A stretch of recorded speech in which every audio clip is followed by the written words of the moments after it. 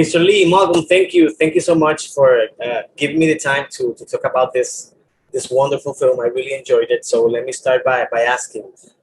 This film has several fun references to the original source. What was it like to pay tribute to this film that is already considered a classic, at least within the live action animated mashup genre?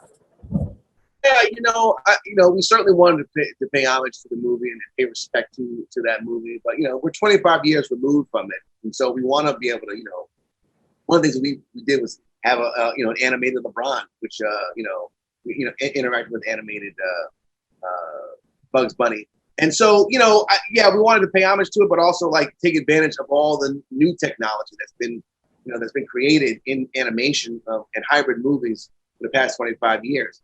And to do what audiences are now expecting from their family fare. It's like something that's not just for kids, but also for the adults, and also for it's going to make you feel something, have it resonate more.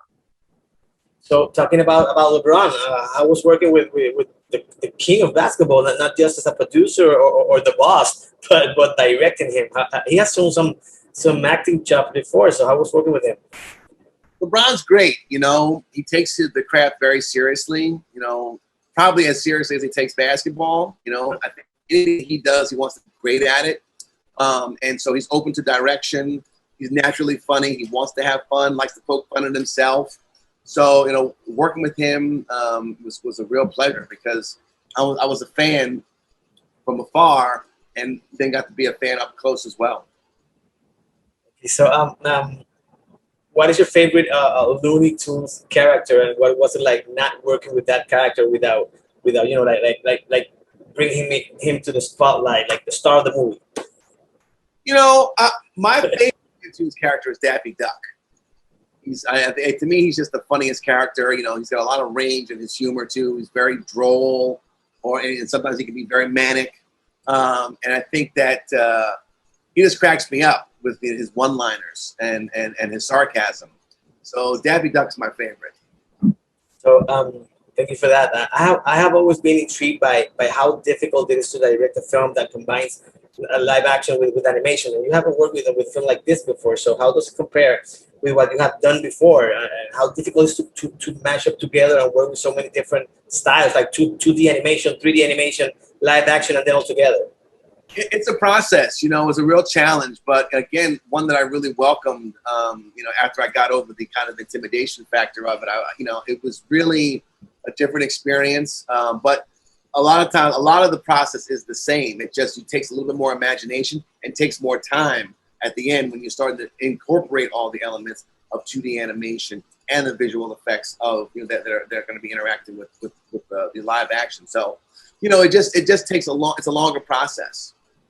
So just to finish, almost all your films like gets away from the typical stereotype of the African American, the blacks in the United States, and this is no exception. It has always been your intention to tell the world, hey, we are much more than what Hollywood has told us historically. For example, The Best Man, Girl Street, which is one of my favorites. Thank you. Yeah, that's always been my mission, to make the so-called African American movie, or a movie that has a predominantly black cast, make it green. Because all these stories that I've been telling, over the years, whether it's about family or friends reuniting, or friends going out, to a destination of some sort, is about universality. So we all can experience that. We all know what that's like. So it's just told through a different lens. And that's always been the thing that I wanted to do. When I looked at this story, all I saw was an all-American family, and they just happened to be black. Got it. Thank you very much. Again, congratulations on such a wonderful film. I enjoyed it very much. My 7-year-old daughter loved it. So thank you again for giving us that gift. Thank you. Stay safe. Thank you.